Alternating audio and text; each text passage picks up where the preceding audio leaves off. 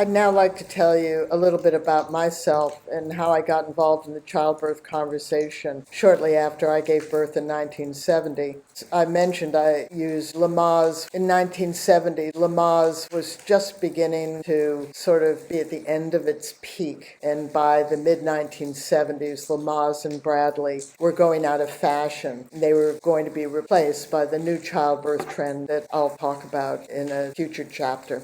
And we were modern people, and we all attended classes. It was the thing to do. There was a very high societal expectation. These were the very first childbirth preparation classes ever taught. I can remember after my daughter's birth, I called the instructor and said that the skills really didn't work for me. They worked at the beginning. I had my membranes ruptured, and my labor picked up. I birthed quite quickly. And her comment to me was, well, the Lamaze skills don't work if you're induced. And I can remember saying to myself back then, well, that makes no sense. How can you have a childbirth system that doesn't work for all births? 100% of pregnant women give birth. But that didn't lead me politically into birth. I've never had an interest in childbirth politically. I chose not to become a midwife. I chose not to become a childbirth educator. I chose not to become a doula. I was a body worker. I worked with women my age. One woman had a long tailbone. Her tailbone was still sore 50 years later. I didn't have a long tailbone. My tailbone wasn't bothered at my birth.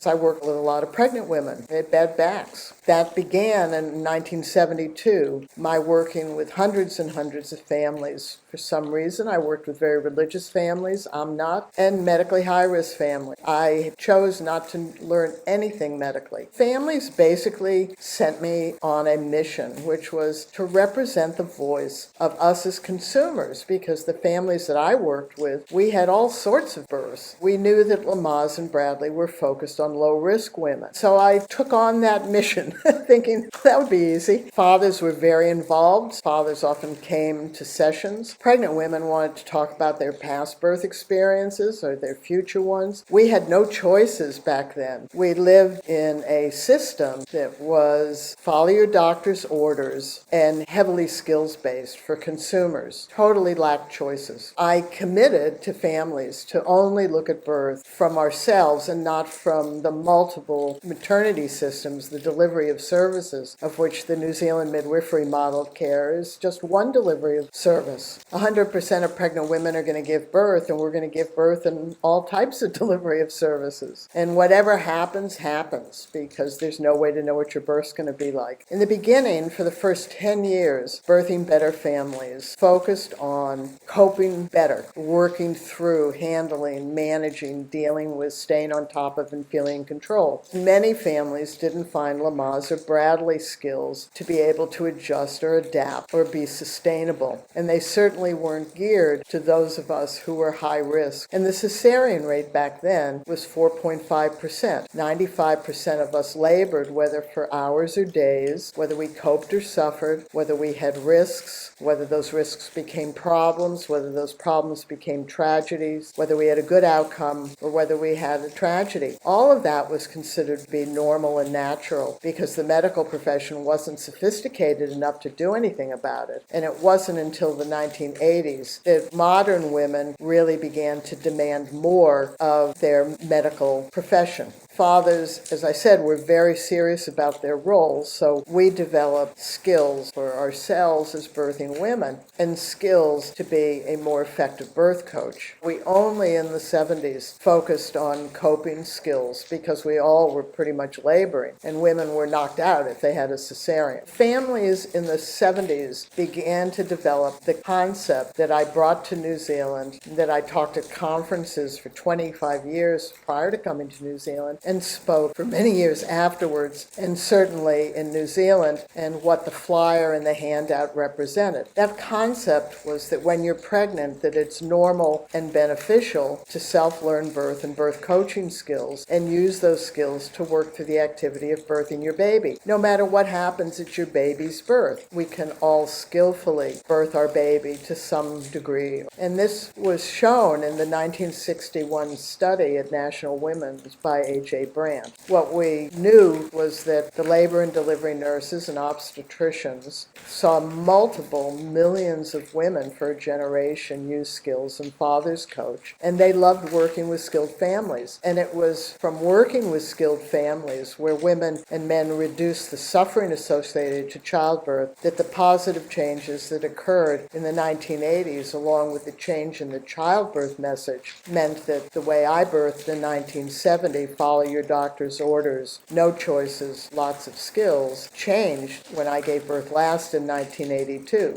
And I'll talk about that in another chapter. During this period of time, even though we saw the benefits of skills in a systems viewpoint, the ideas behind Lamaze, Bradley, and Grantley Dick Reed were to promote natural birth, pain-free labor with no medical interventions for low-risk women. And so everyone focused on whether the results or the goals of that system were achieved.